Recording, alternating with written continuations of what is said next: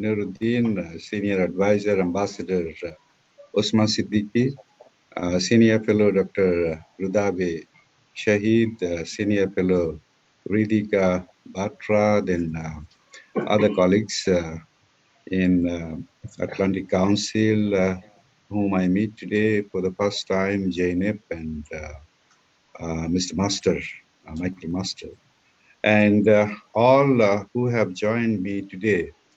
Good morning to all of you. I'm grateful to Atlantic Council for asking me to speak on Bangladesh perspective on regional economic cooperation. South Asia is one of the fastest growing regions in the world, but it is also one of the least integrated regions in the world, both in terms of physical connectivity and trade and economic connectivity. This is despite the fact that historically this region used to be a center of maritime trade and a commercial hub and allowed unhindered movement of goods, peoples, and ideas. In the past 40 years, several initiatives have been taken to promote regional economic cooperation in South Asia. These include SARC, established in 1985, which brought together 8 countries, including Afghanistan, Bangladesh, Bhutan, India, Maldives, Nepal, Pakistan, and Sri Lanka. Then BIMSTEC, which was established in 1997, that brought together Bangladesh, Bhutan, India, Nepal, Sri Lanka from South Asia, and Myanmar and Thailand from Southeast Asia. Then the SASEC, whose membership include Bangladesh, Bhutan, India, Maldives, Myanmar, Nepal, and Sri Lanka. And lastly, BBIN, which is a sub-regional group of Bangladesh, Bhutan, India, and Nepal, established in 2015. Together, these initiatives sought to enhance physical and economic connectivity in the region, including regional transport connectivity, trade facilitation, energy cooperation, and economic corridor development. Despite these efforts, regional trade has remained around 6%, compared to 10% for economic community of West African states, 25% for ASEAN, and 64% for European Union. In other words, South Asian countries do more trade with external partners than with their regional neighbors. From the early days, Bangladesh became a champion of regional cooperation in South Asia. During a visit to India in 1972, the founding father of Bangladesh, Bangabandhu Sheikh Mujibur Rahman, declared that a balanced development of South Asian region should be accomplished through fair and proper utilization of its resources. Continuing this policy, Bangladesh has been active in all the regional organizations and initiatives I just mentioned earlier. Bangladesh is the current chair of the Indian Ocean Dream Association, another grouping with wider membership of 23 countries relevant to regional cooperation in South Asia. Bangladesh's approach to regional economic cooperation is guided by its own developmental needs. The Prime Minister of Bangladesh, Her Excellency Sheikh Hasina, has repeatedly stated that poverty is the greatest enemy of South Asia. So the first consideration for Bangladesh's regional economic cooperation is to generate more production, more jobs, and more wealth through enhanced trade and investment. SARC has led to the South Asian Free Trade Association, which aims to reduce tariff on goods traded among the member countries. BIMSTEC is emphasizing more on trade facilitation, including removal of non-tariff barriers, streamlining regulatory frameworks, and harmonization of standards. Currently, BIMSTEC is negotiating two agreements, namely Trade Facilitation Agreement and Customs Cooperation Agreement. Alongside regional initiatives, Bangladesh is also keen to conclude the bilateral trading arrangements with its neighbors. Bangladesh has signed a preferential trade agreement with Bhutan in 2020 and is currently negotiating a preferential trade agreement with Sri Lanka. Bangladesh believes that there is a need for a huge capital infusion for making optimum use of the abundant natural and human resources of the region. Billions of dollars are needed to develop hydropower capacity and other infrastructure projects like roads, bridges, and ports. Such huge investment cannot be mobilized solely from the developing and least developed countries within the region. Uh, External resources needs to be attracted, and SASEC, directly funded by ADB, has been able to mobilize over 12 billion US dollar to finance large infrastructure projects in South Asia. SAC and BIMSTEC possibly would need to do the same. The second pillar of our regional cooperation approach is based on the need for greater connectivity in the region and beyond. The Prime Minister of Bangladesh has a vision to transfer Bangladesh into a connectivity hub in the region by enhancing trade, economic, transport, energy, and digital connectivity, and of course, people-to-people connectivity. We believe that a well-established transport network is a prerequisite for fostering trade, investment, tourism, people-to-people contact, and cultural exchange. Bangladesh has resolved its long-standing land boundary disputes with India and delimited our maritime boundary with India and Myanmar in an amicable manner, ushering in further advancement in connectivity. Bangladesh is reviving the land and river routes which connected the millennia-old value chains of the Indian subcontinent. Bangladesh has given port access to landlocked Bhutan and Nepal and also landlocked Northeast India. Bangladesh is developing Matarbari deep sea port to facilitate maritime trade within and beyond the region. An MOU between Chattogram Port of Bangladesh and Ranong Port of Thailand is being negotiated to enhance maritime connectivity with Southeast Asia. Bangladesh has expressed its desire to join the India-Myanmar-Thailand trilateral highway. Bangladesh has requested for regular transit from India to carry out trade with Bhutan and Nepal. Bangladesh has been a party to BBI and motor vehicle agreement between Bangladesh, Bhutan, India, and Nepal to improve sub-regional connectivity. And Bangladesh has initiated energy cooperation with Bhutan, India, and Nepal. We are currently importing significant amount of electricity from India.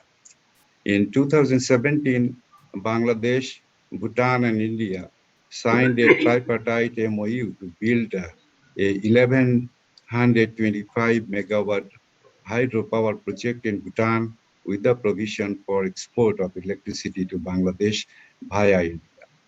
In 2018, Bangladesh and Nepal signed a cooperation agreement in energy, paving the way for future import of electricity from Nepal.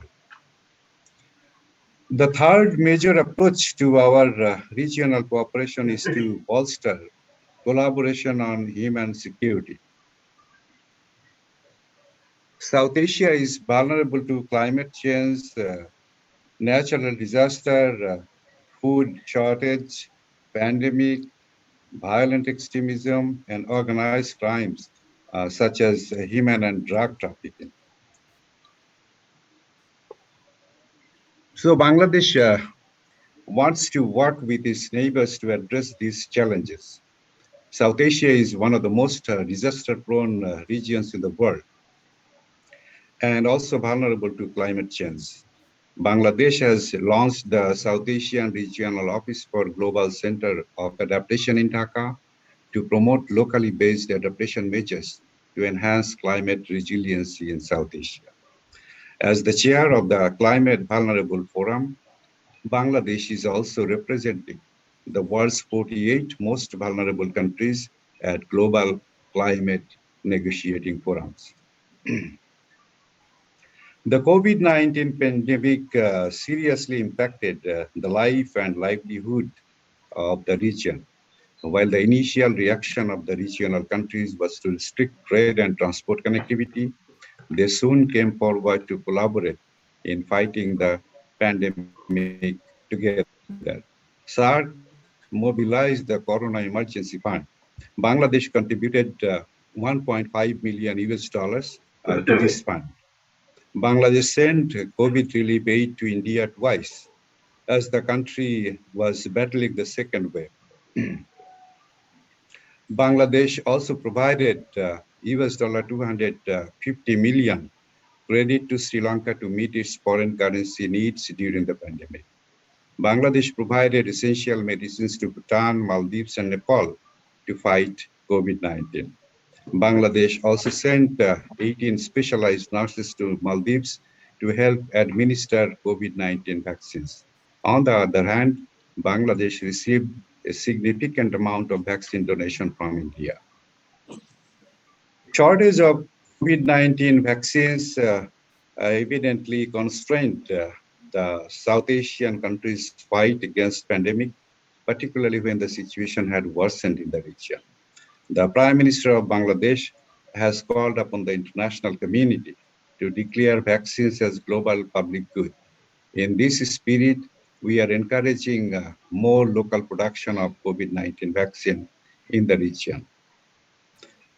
The post-COVID-19 pandemic, as Dr. Shohid mentioned, will be opening up many opportunities to work even closer within the region. The COVID-19 pandemic has ushered in some new areas of collaboration among the regional countries.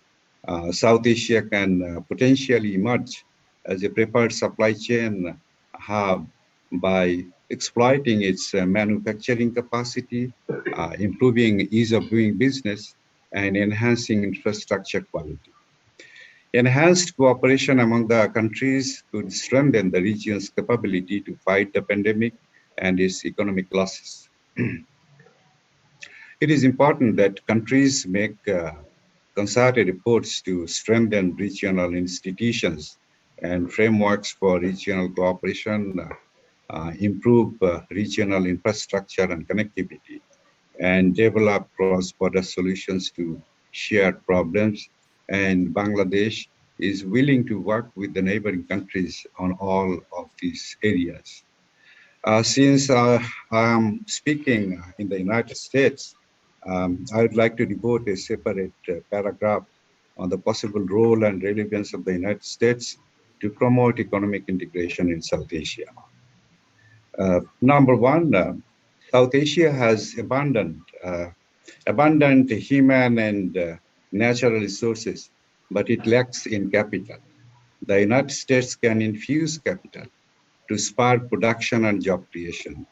The United States can also consider providing preferential market access for certain products from the region, for example, textile and ready-made garments, to help cope with the economic losses emanating from the pandemic.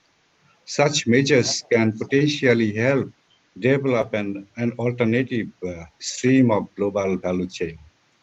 Second, the US pharmaceutical companies should be encouraged to partner with local companies to produce vaccines and other essential drugs in the region.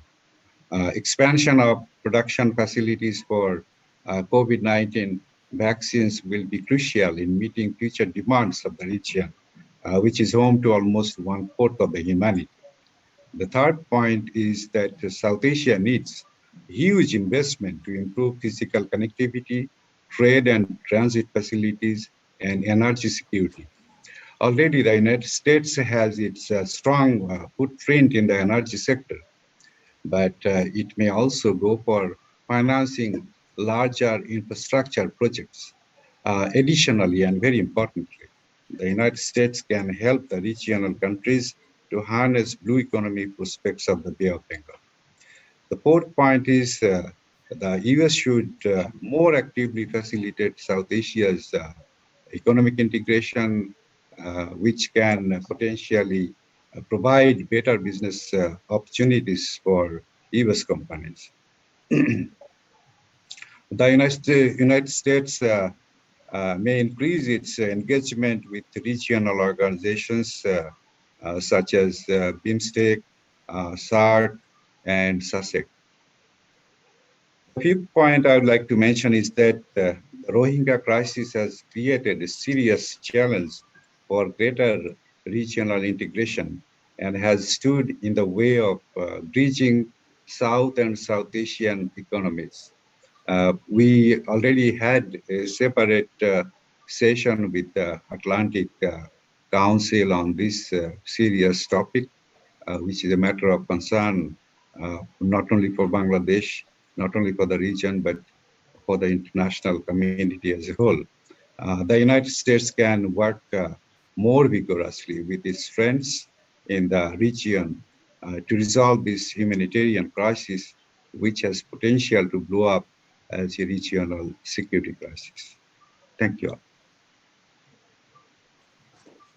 Thank you, Mr. Ambassador, for your most gracious comments.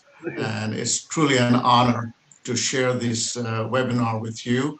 And I'd like to thank Deba also for her introductory remarks. Thank you, and good morning, good afternoon, and good evening to all watching this program in North America and in South Asia, especially in Bangladesh. And again, thank you, Ambassador, for joining us for this very special event as representative of the government of Bangladesh to the United States. My name is Osman Siddique, and I'm a senior advisor at the Atlantic Council's South Asia Center. And it is a pleasure to bring this event together in partnership with the Embassy of Bangladesh in Washington, D.C. As Ambassador alluded, this is the second of two events hosted in conjunction with the Embassy and Ambassador Islam, with the first being on October 27th, focusing on the Rohingya refugee crisis. Today, however, we will be discussing Bangladesh's role in supporting economic integration in South Asia. Despite the formation of South Asian Association for Regional Cooperation in 1985, commonly known as SARC, the South Asian Preferential Trading Arrangement in 1995, known as SAPTA, and other components like BIMSTEC, which at one point the ambassador was the Secretary General, South Asia remains one of the least integrated regions in the world, hindered by internal and external factors. Yet finding common ground to enhance economic connectivity across South Asia would yield vast benefits for all 8 countries, including but not limited to reductions in the cost of exports and imports, larger gains in real income, and higher quality products, among others. And considering the recent COP26 summit that took place in Glasgow, regional cooperation to address climate change and achieve pledges made could not be underscored. Bangladesh, for one, is incredibly vulnerable to climate change, with 90 million Bangladeshis living in high climate exposure areas, 53 million of which are subject to very high exposure. In 2018, the country ranked 6th on the Global Climate Risk Index and has yet to see relief. Riverbank erosion displaces 50,000 to 200,000 people each year. Thousands more flee each time a major cyclone hits, and the ensuing salinity intrusion leaves millions without much to drink or eat, among other effects. To this end, ladies and gentlemen, today's conversation could not be more relevant. We are grateful for the embassy and the ambassador for being willing to engage in a frank and candid conversation on what he seeks to do, what the future holds, and what Bangladesh can do to support regional integration. I will request my two colleagues here, the senior fellows of the center, and most distinguished scholar and thought leader, Dr. Rudeba Shahid, and an icon in the corporate international world, Ridhika Batra, to continue with this discussion. And I will also be taking questions from our virtual audience. But before I do so, please allow me to ask the first question to Ambassador Islam. Thank you. My question is very, very straightforward. Bangladesh remains one of the smaller South Asian countries that could benefit immensely from regional cooperation. In the export-import, the business between South Asian countries today exceeds 65 billion. Potential for regional trade. With that in mind, my question to you is, could you kindly first briefly take us through the main policies and factors that catalyzed Bangladesh's impressive economic growth over the past decade, and what lessons the other regional partners can learn? And secondly, would Bangladesh consider a free trade zone between ASEAN and SAARC/SAFTA? Mr. Ambassador.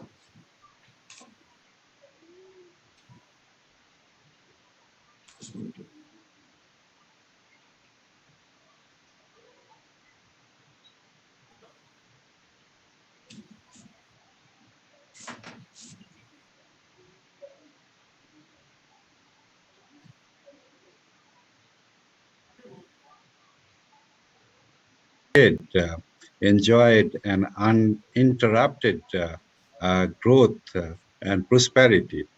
One factor is that the government tried to support all the players who are involved in the development of the country, the businessmen, private sector, industrialists, the NGO community, civil society. The government allowed everybody to work, and whenever there was a need for policy support, it came forward. Agriculture definitely has worked as the backbone of our economy, as we know that with a population of 75 million in 1970s, we were a food deficit country, and we have been able to triple our food production during the past years. And the government has played a very important role in giving subsidies, providing loans to the farmers, and also making available new technology, fertilizer, pesticide, and so on. The second one is the growth and expansion of ready-made garment industry, which is a major export earner. It is also giving employment to about 5 million workers. That is another aspect, pillar of our economic development. Also, the remittance that is sent by our workers and professionals abroad, that also provides a major strength to our economy. One thing should be added here, which is the phenomenal participation of women in the economic activities in Bangladesh, which is higher than any other country in South Asia. Only in the ready-made garment industry, we have been able to provide jobs for more than 3 million women. So all of these taken together, and also the success in adaptation and mitigation of natural disasters and their impacts on our life and livelihoods have contributed to our economic progress and social progress. One or two things possibly I should mention that which is the uh, the tremendous advancement in social progress, which can be measured by the fact that our uh, life expectancy at birth today is 73 years, which is higher than our neighbors like India and Pakistan. Our per capita income has also surpassed those of our larger neighbors I just mentioned. Um, so I do not want to really advise what other countries should learn from us, but of course there are elements and they can compare notes as we always do. We compare notes with India, for example, to understand what are their good policies which we can replicate or adopt. So they could possibly take one or two lessons from what we are doing. The second thing that I'm to address, which is very specific, as you said, Ambassador, free trade zone taking on board both SAPTA countries and ASEAN. I believe Bangladesh will be very, very happy to see that prospect because Bangladesh is located uh, between South Asia and Southeast Asia, and it is prepared to play the role of a bridge between these two thriving regions.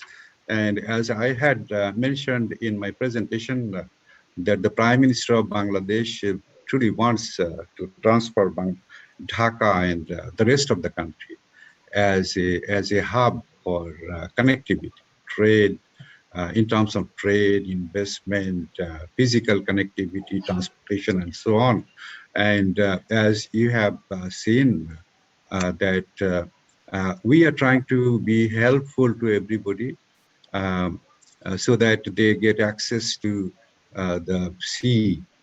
For example, for Bhutan and Nepal, it is very essential that they get access to the sea.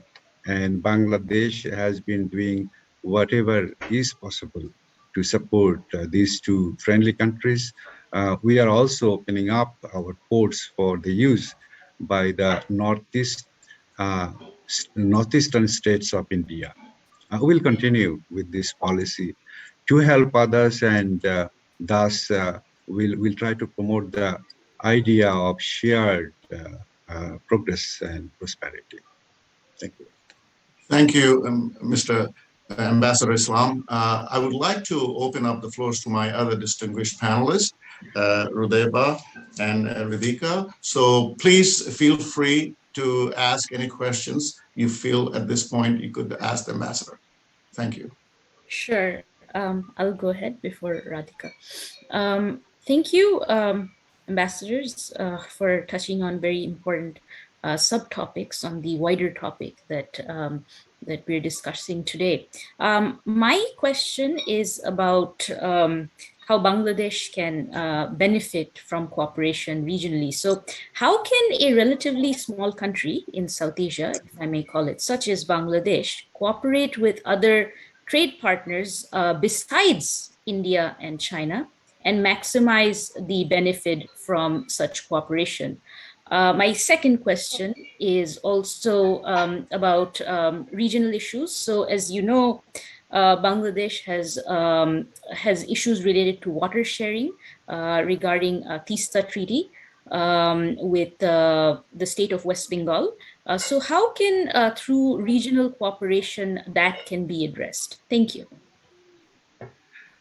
Yeah, thank you, Dr. Shahid. In fact, Bangladesh's cardinal principle on which our foreign policy is based is friendship to all and malice to none. We have no animosity against any country, and we are comfortable having trade and political exchange with all the countries in the world, uh, of course, in the region and beyond. Uh, if you look at our export trade, you will see that we export more to the West, meaning the European Union and the USA. The USA is the single largest destination of our export, and collectively, European Union is the largest recipient of our export. But when it comes to buying, we are buying mostly from China and India. So that is something that this is a major. I would say that. Um, uh, I mean, uh, there is no contradiction in this kind of trade pattern, but it is of course dictated by where you have the opportunity to sell your commodities and from where you can buy your goods, necessary goods at a reasonable price within a short time, but the transportation cost is also low. So this is dictated by all these practical factors. We are, of course, trying to diversify our products, and also we are trying to find newer markets. We are trying to reach out to uh, the former Eastern European countries, the Middle East, and Africa and Latin America too. We have been opening new missions to these countries so that economic diplomacy can be pursued by our diplomats there. Within the region, we are very comfortable doing trade with the regional partners, like uh, our trade with India is significant. We import more than $6 billion worth goods from India. Uh, I think the latest figure would be even much more higher than that.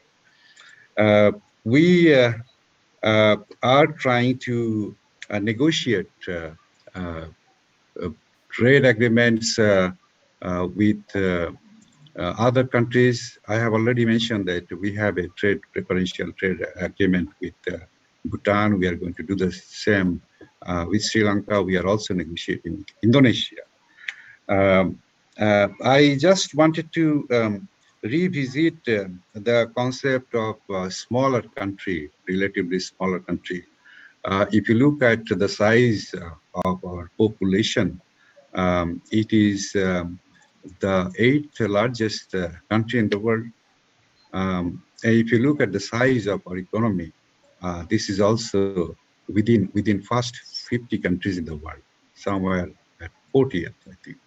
And according to the predictions by leading international financial institutions, including IMF, we are going to be number 25th economy, large economy, uh, uh, by 2030. So we are not defensive in doing trade with any partner, and we don't discriminate between export and import. We want to export absolutely that we want, but at the same time, we welcome any possibility of importing from either neighboring countries or from external sources, if that make economic sense. Thank you.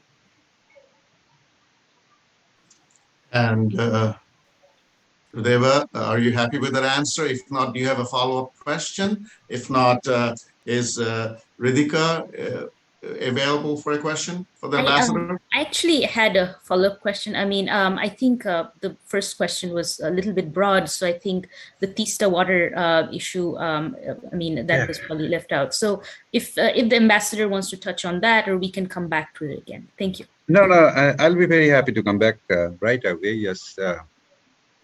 In fact, it is not only the waters of Tista River, but also there are a number of countries, a number of rivers, common rivers that we need to share water. Of those rivers is 50 plus rivers we have, which flow from India into Bangladesh. And we have been successful in signing a water sharing treaty of the Ganges. And we were hoping and we were working on this agreement for sharing of this the river water. Uh, Looks like that we have not yet been able to reach that point whereby we can, both countries, Bangladesh and India, can share, sign this agreement. From Bangladesh, we have been telling our partner, India, again and again that this is very important for Bangladesh's economy and agriculture. So Bangladesh will continue to raise this issue with India. It is very important that we are able to share the water of all the common rivers between Bangladesh and India in the same spirit that we have been able to resolve our land boundary dispute. Then we have been able to demarcate the disputed maritime boundary in a peaceful manner. And we are very hopeful that we'll be able to resolve this issue also. And it's not only particular one or two rivers. We believe in the development and management of the entire water basin between the Bay of Bengal and the Himalayan mountain system. It is very important, and it is good for all the countries in the region, Bangladesh, Bhutan, India, and Nepal in particular, that we are able to resolve all issues bilaterally and also plurilaterally, take into consideration the respective interests of all these countries for a longer term solution that help our economy and society. Thank you so much, Ambassador. Okay. Ritika, are you there? I'm here. Thank you. See me? Can you hear me? I can see you. I can hear you. Ambassador, Perfect. you can ask your question to Ambassador Islam now. Thanks. Hello, Ambassador Islam. This is Ridhika. Hello. Yes. When you started with your opening remarks, it was music to my ears when you started talking about trade and how regional cooperation and trade go hand in hand. I cannot not talk about something which is growingly becoming very important for most of the Asian countries. Some of them want to be part of it, some of them don't want to be part of it. So I wanted to know, where does Bangladesh stand on RCEP? Because RCEP seems to have, as you know better than me, that 30% of the world population would become part of the RCEP. Big markets like China, Japan, and South Korea would have access to other Asian markets, and other Asian markets have access to those big markets as consumers and producers.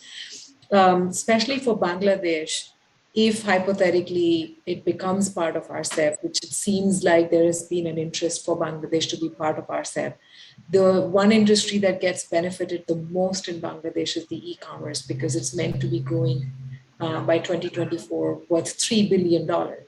And if that happens, that the Bangladeshi e-commerce market would get access to all the other RCEP nations. We've been reading and hearing that Bangladesh has an interest in becoming part of RCEP. But what's the inside chatter? Where does the government stand? Where does the industry in Bangladesh stand on RCEP? Has there been some kind of a resilience from other RCEP members for Bangladesh to be part of it, or a welcoming attitude? That's the first question. And the second question is, with this whole growing conversation around Quad, Japan, India, Australia, and US, the conversation around Quad is very security driven. It is also talking about vaccines and healthcare and all other kinds of cooperation and interoperability. Does Bangladesh see this as a positive development, an opportunity for Bangladesh, or does it view it differently? Those were my two questions. Thank you, Ambassador Islam. Yeah, thank you. Yeah, on Recep, I must acknowledge that I have not really followed very closely. So your question was a kind of introduction too, useful introduction for me. Yes, Bangladesh is interested to be a party to this arrangement. In fact, Bangladesh is very, very open to join this kind of economic groupings, whereby there is a possibility of a win-win situation, collective benefit. I know that only yesterday our foreign minister had a meeting with the Indonesian visiting foreign minister who came to Dhaka to participate in IORA ministerial meeting.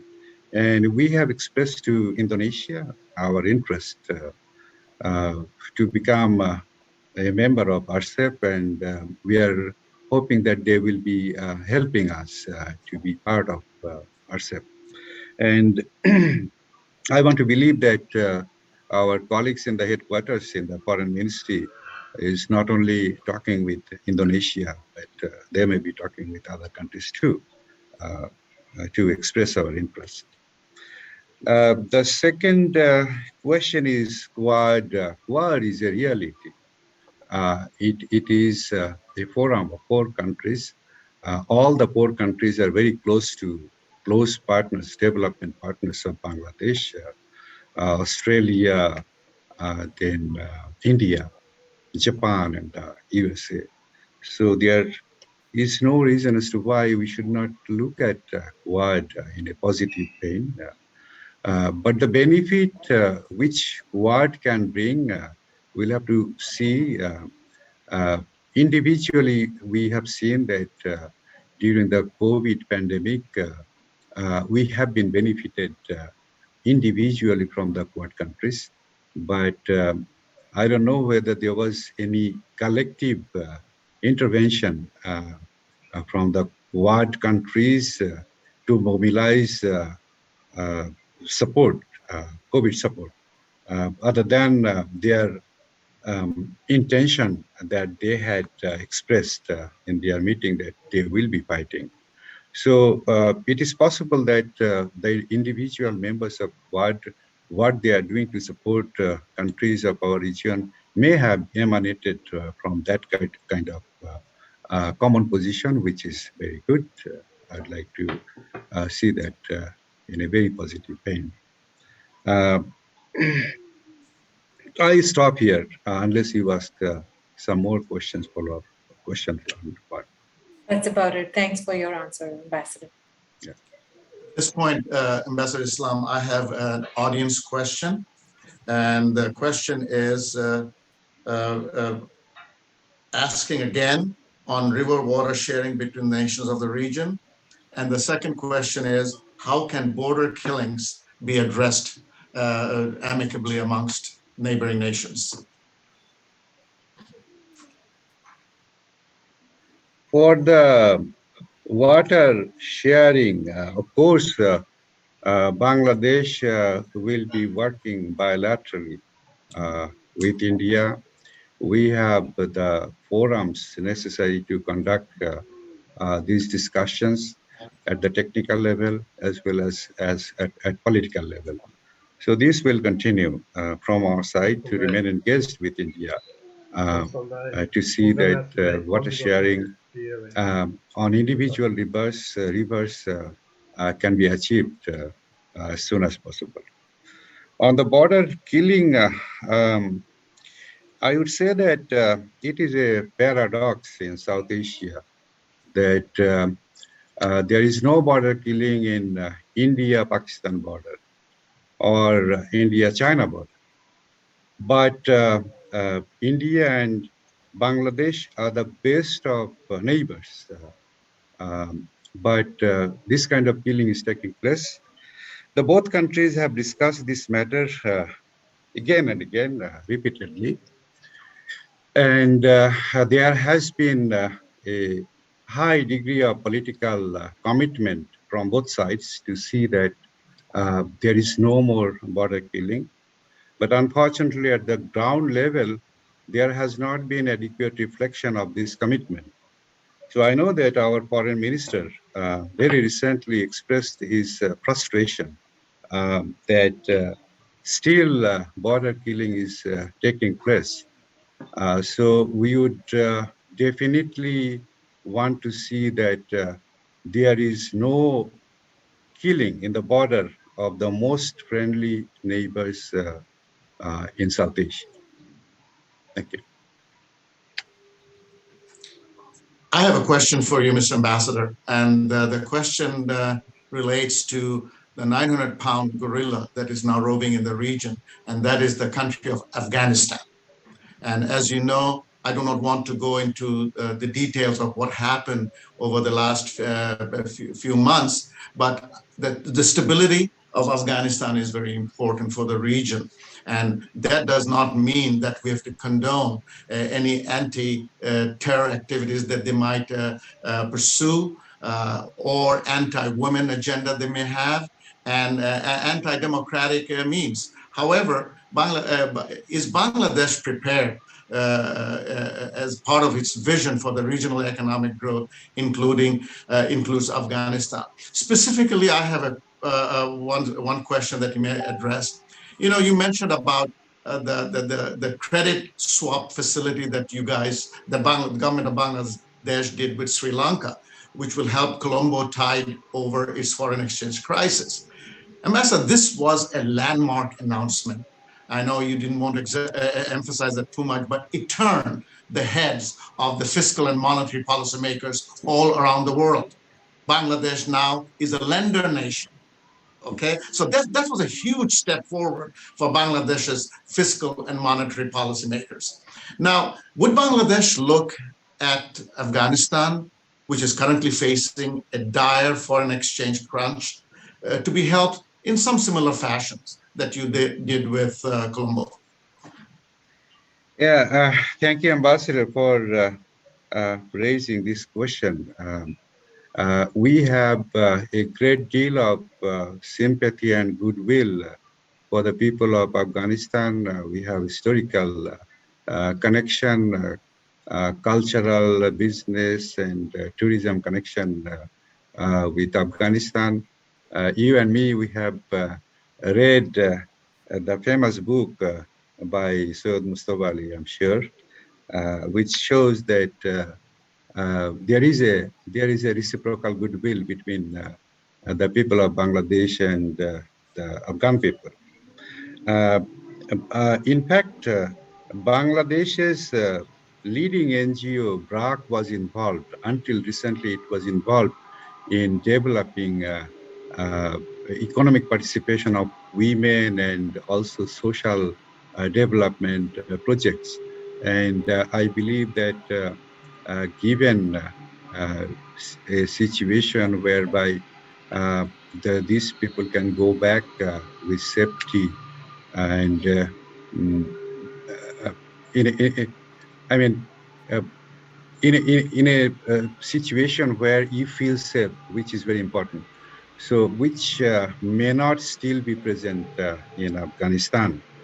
Uh, and I believe that Bangladesh, if there is any, I would say that relatively speaking, a permanent political dispensation in Afghanistan, whereby you understand that what is going to happen for the next couple of years or 5 years, then it will be easier for the government of Bangladesh also to be more engaged with the Afghanistan authority. So I think it will be necessary for us to wait a little bit to see how the situation is improving and stabilizing in Afghanistan. But I would like to share one concern that you may have raised indirectly, which is that people of Afghanistan, they are suffering from hunger. We are reading from newspaper that they really need food supply and other kind of supplies. So I'm sure that some of our policymakers will be listening to your question, and they will think about it, which is the best way to be able to come forward and help Afghanistan. It could be through foreign currency, it could be from food aid or whatever. I mean, there are many ways, and whatever is doable under the circumstances by the Bangladesh leadership, they will consider that. Thank you very much, sir. Rudeba, Ridhika, any other follow-up questions that you may have? Do you have any questions? Any further questions? Yes. I had a question about the Quad, actually. So I will just add that.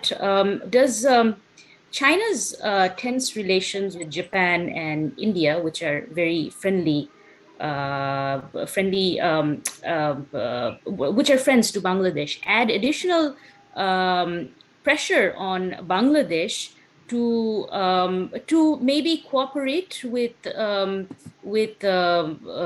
or not to cooperate with this security initiative in the future? Not exactly to join, but to cooperate. Thank you for this question. In fact, WAD is a forum of, it's a very exclusive forum of four countries. Even traditional allies like South Korea could not join. I mean, there was no room for them. I mean, there is no question of Bangladesh joining Quad. There is no question. There is no invitation and there is no consideration. We have listened with a great deal of interest what President Biden has recently said, that they are not in conflict with China, but they are in competition. So this is a very good way of looking at what is happening around us. And we'll be very happy to be associated with all the countries in the region and beyond, if that is that serves our best national interest, and also that serves the collective interest of the international community. Thank you. Thank you, Ambassador. Ridhika, do you have any questions for the Ambassador? I'm all right, Ambassador. I think my questions were very well answered. So thank you so much, Ambassador Siddique. Wonderful. Again, we have about a few minutes left. And in closing, I'd like to make a few remarks. Today, as Bangladesh celebrates half a century of independence, the country has become a case study in economic development that few would have predicted earlier. We all remember the cold remarks in 1971 by then US Secretary of State Henry Kissinger, calling the new nation an international basket case. This year, in congratulating Bangladesh's Golden Jubilee, Secretary of State Tony Blinken remarked, and I quote, "We affirm the strong, enduring US-Bangladesh relationship and look forward to working together to address the challenges in South Asia and the Indo-Pacific." Ladies and gentlemen, nobody can miss the irony in this. Thank you. Now, when its GDP growth surpassed Pakistan in 2006, many dismissed it as a one-off fluke.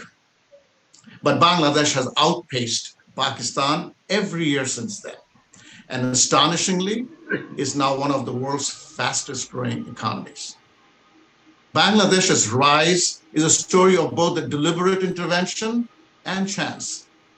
The country owes a large part of its success to progressive NGOs, most notably BRAG and the Grameen Bank.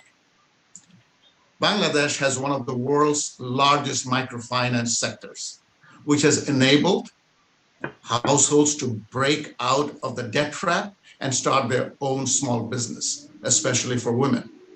it has given women in Bangladesh a new dignity and a new respect. It has developed also its own labor regulations that were flexible without giving corporations unfettered power. This played an important role in Bangladesh becoming a successful global manufacturing hub. Today, it is second to China in the export of ready-made garments. Now, to highlight what I just said, I want to just emphasize on a couple of statistics. And that statistics is a timeline, 1971 and 2021. Just a few numbers. In 1971, the population of Bangladesh was roughly 66 million people. Today, it is roughly 168 million people, almost 3 times. However, the GDP in current US dollars in 1971 was about 8.7 billion. Today, it is close to 325 billion. Total reserves, and that's a very important factor when I mentioned about Sri Lanka. At time of independence in the 1970s was close to 270 million US dollars. Today, it is close to 45 billion US dollars. Market capitalization in current US dollars is 1.399% of GDP. Today, it is 49.94 billion. Ladies and gentlemen, I could go on and on showing you the statistics that made Bangladesh a prime economic success story of South Asia. Despite COVID, despite the Rohingya crisis, despite lack of inflow of remittances from overseas, Bangladesh is an outlier in terms of economic development in 1920. And it has outpaced India and other countries. And we think that the governing principle of Bangladesh is working when it comes to economic matters. And we want to congratulate the country for maintaining its focus toward helping the wherewithal of the common people. Mr. Ambassador, I want to thank you again for joining us today. In closing, I'd like to again thank you and your staff members for their utmost collaboration in making this series a success. I'd also like to thank my fellow panel members, Dr. Rudeba and Shahid and Ridika Batra, for their questioning and comments, and of course, the support from all members of the council, especially Harris and Capuchin Quernet. I'd be remiss if I didn't thank our fearless leader here at the council, Dr. Irfan Nuruddin, who is the director of the Asia Center here in the Atlantic Council, without whose initiative and guidance, this series would not have taken place. Finally, I'd like to thank all the audiences stretching from North America and South Asia, especially Bangladesh, for joining in. Thank you and God bless you all.